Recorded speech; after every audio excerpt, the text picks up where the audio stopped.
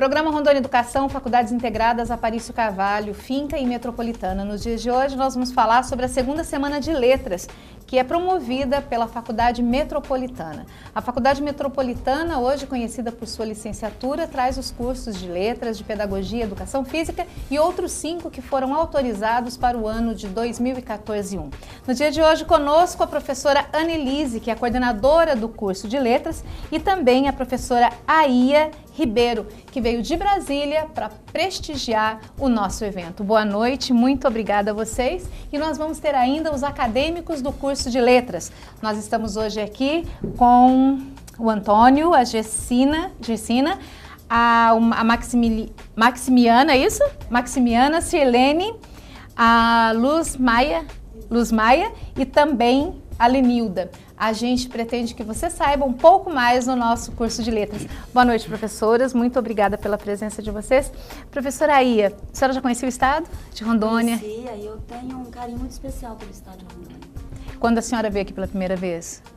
Há uns 5 anos eu estive aqui para fazer um trabalho e me encantei, em especial com o povo daqui.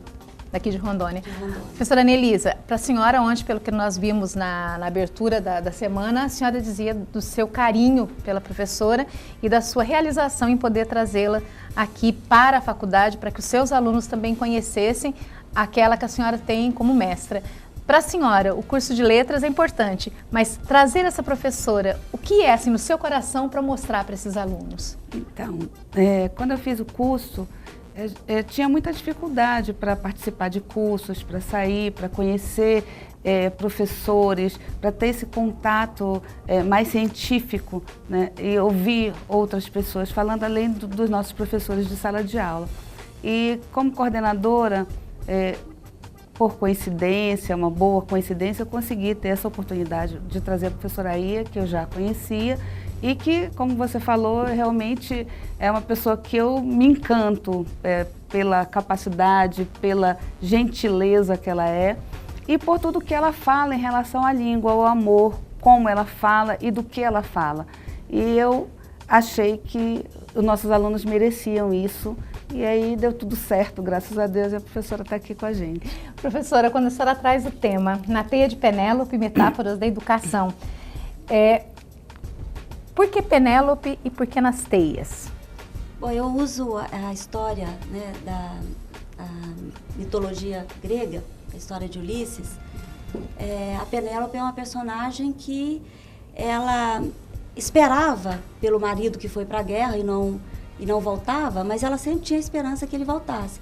Então ela tecia, né? Ela fazia um tecido durante o dia e à noite ela desmanchava para dispensar os pretendentes. Isso porque ela sabia que, no íntimo ela sabia que Ulisses voltaria. Eu uso essa metáfora como se nós na educação fôssemos uma Penélope. A gente tece o tempo todo e cada tecido é um tecido diferente para esperar aquele que virá, ou seja, o nosso aluno, aquele que vai ocupar as nossas salas de aula.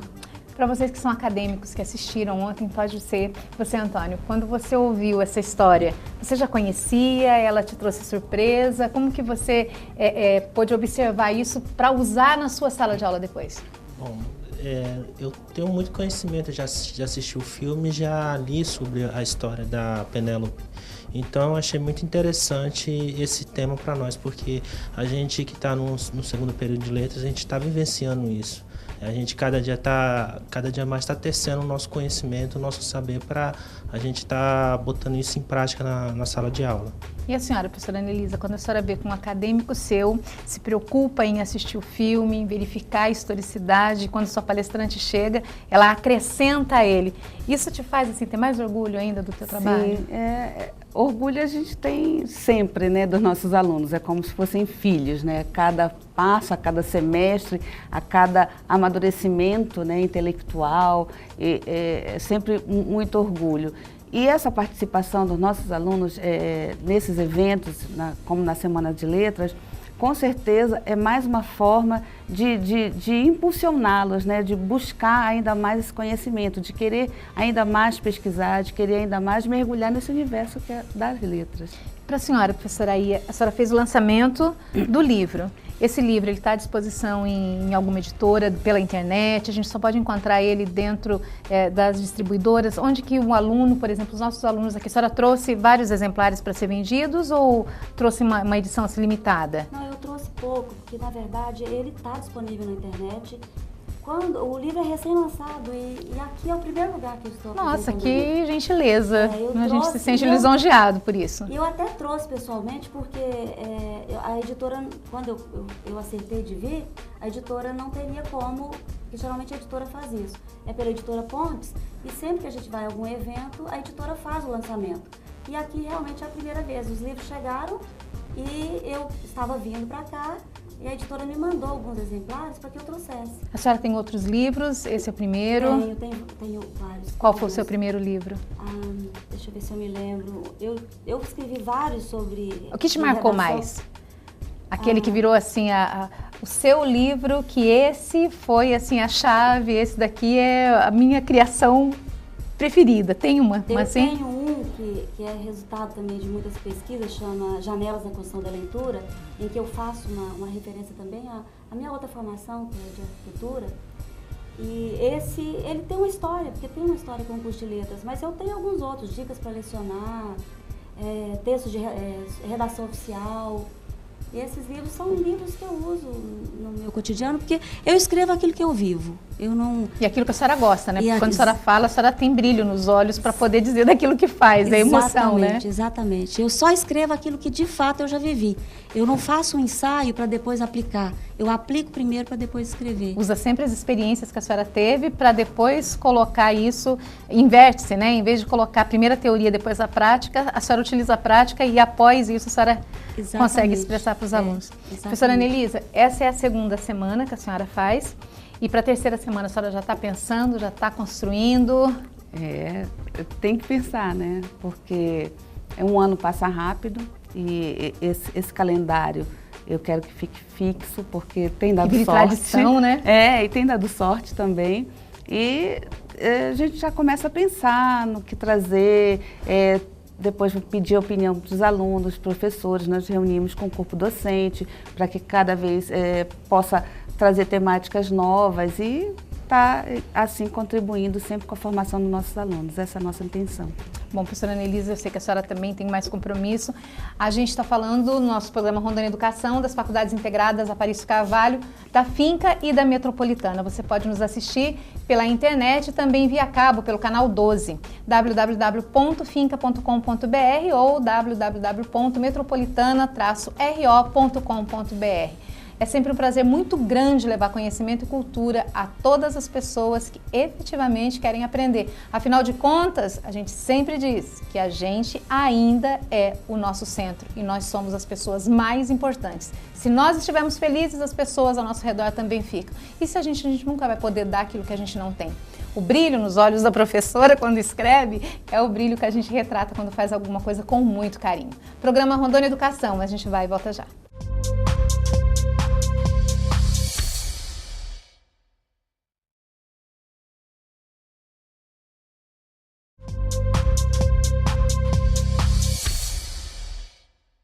Programa Rondônia Educação, Faculdades Integradas Aparício Carvalho, Finca e Metropolitana, pela TV Porto Velho, canal 12, via cabo. Nós estamos hoje conversando com a professora que veio de Brasília para prestigiar e participar da segunda semana de letras da Faculdade Metropolitana. A professora Aia Ribeiro tem vários livros já escritos, trouxe para Porto Velho para fazer o lançamento na Teia de Penélope, Metáforas da Educação, e também participa da Mesa Redonda, o Ensino de Línguas e as Novas Tecnologias. Professora, fala para mim um pouco sobre isso, sobre essas novas tecnologias de ensino que a senhora consegue passar para as pessoas dentro dessa Mesa Redonda. Fala um pouco para mim sobre isso. Eu vou abordar o desafio de ser professor em tempos de tecnologia como o trabalho de encurtar distâncias, porque a gente pensa nas novas tecnologias na perspectiva de uma sala de aula sem paredes, mas que o espaço do homem não é preenchido pela máquina, onde a tecnologia ela seja humanizada e que permita que as pessoas se aproximem. Então mas sem perder o papel do professor. Então o desenho curricular, a arquitetura dessa sala eu entendo como fundamental. A máquina ela tem que ser para servir ao homem e não tem que ser essencial ao ponto dele não conseguir se virar sem isso, né? Porque a gente às vezes vê professores, bom, eu dou aula há 33 anos, eu sou do tempo que se a gente dava aula até embaixo de pé de manga. A gente fazia comida para os alunos e enquanto a comida estava fazendo, a gente estava ensinando e a gente dava comida, os alunos almoçavam ou tomavam o lanche à tarde, terminava aquilo, a gente terminava a tarefa, lavava a louça, pegava o ônibus e ia embora. E nós éramos professores, com muito orgulho. E hoje em dia a gente vê que um professor, se o data show estragou, ele não dá mais aula. Se o ar-condicionado estragou, ele não dá mais aula. Se a energia foi embora, ele não dá mais aula. Acho que inverteu um pouco o valor, né? O que a senhora pensa sobre isso? Eu acho que o professor ele tem que estar sempre bem preparado, porque a gente brinca, tem que ter o plano A, o plano B, o plano C, C, né? D, E, até Z. Porque se não é de uma forma, ele não tem que cancelar a aula. O mais importante é o conteúdo que ele traz e principalmente o material humano que ele tem ali. Ele e a interação é importante.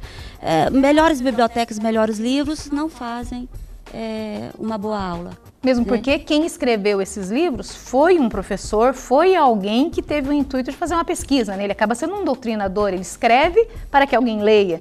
Não é o inverso, né? Se eu não tiver o livro, eu tenho que saber aquilo que eu estou fazendo ali, né? Exatamente, e também porque ele tem que conhecer o auditório dele, tem que saber para quem que ele está falando. Então, se ele conhece e ele não tem, no momento, uma possibilidade, ele tem que usar uma outra tecnologia, que seja a tecnologia do falar, do olhar nos olhos, de usar a mangueira, né? Quantas vezes a gente já deu aula, acabou a energia, eu não tinha uma sala, vamos fazer uma aula belíssima de redação usando a natureza. Com certeza, quer lugar melhor para descrever aquilo que a gente está, né, vivenciando. E eu brinco, quando a gente fala da situação do pé de mangueira, eu lembro que a gente passava, aulas de município, né, prefeitura, e você passava, pegava e aí você usava fração, quando dividia desde a cenoura, a batata para fazer a sopa, você dividia a quantidade por causa dos litros de água que você usava, e os alunos tinham uma vivência de teoria e prática muito interessante, né? Isso a senhora aborda também nessa situação das novas tecnologias, mas guardando e preservando a educação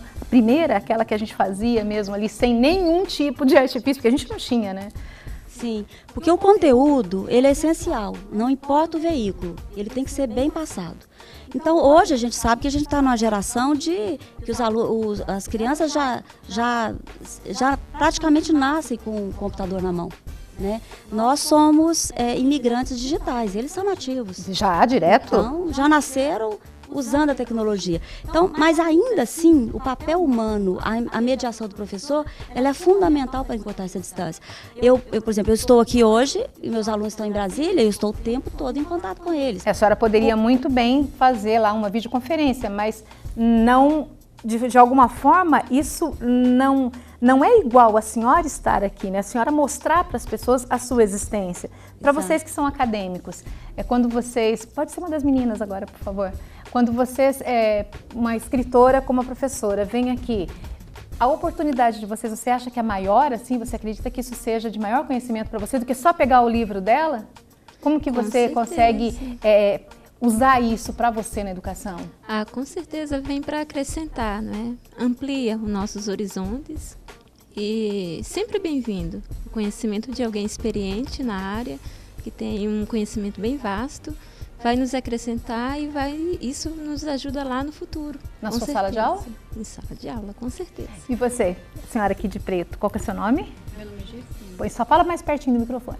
Meu nome é Gessima. A senhora entrou no curso de letras nesse semestre. Qual período que a senhora está? Estou no segundo período. Está feliz? Muito, porque eu quero dar continuidade, né? Que eu já sou formada em pedagogia e sou pós-graduada em gestão educacional, e então quero dar continuidade no curso de letras. E dentro dessa gestão que a senhora fez, dentro da pedagogia, onde a senhora entendeu que que o curso de letras poderia assim, te deixar mais perfeita, não digo, mas mais completa para a sala de aula? Como que a senhora... Foi quando eu fui para a sala de aula, do primeiro ao quinto ano, né? Na multisseriada. Então, havia uma necessidade muito grande que eu precisaria mais de aprender mais e conhecer o curso de letra. Então, foi o que me fez eu hoje estar fazendo esse curso de letra para acrescentar aquilo que ficou para trás. Nossa, a senhora não imagina, assim, para mim, dentro dessa faculdade, o orgulho que eu sinto de ouvir a senhora falar isso e de saber que essa continuidade da educação esteja presente aqui entre os nossos acadêmicos. É um privilégio muito grande saber que a senhora é nossa aluna e mais ainda saber dessa vontade que a senhora tem. Se todas as pessoas tivessem essa mesma vontade de capacitação que a senhora tem, se as pessoas tivessem, a nossa educação com certeza seria muito melhor e muito mais aproveitada. Parabéns, assim, de coração. Interessante, né, professora, quando a gente ouve, né? Mas olha, eu não me surpreende ouvir isso dela, porque eu disse ontem que uma das coisas que me fez querer voltar a Porto Velho, voltar a Rondônia, foi justamente o encantamento que eu tive aqui quando eu vim a primeira vez. E eu vi como as pessoas aqui são interessadas em melhorar aprender, a formação. Né? Não é surpresa para mim ouvir isso, porque isso eu vi sempre. Eu não estou exagerando. E quando ela fala isso, eu fico mais encantada.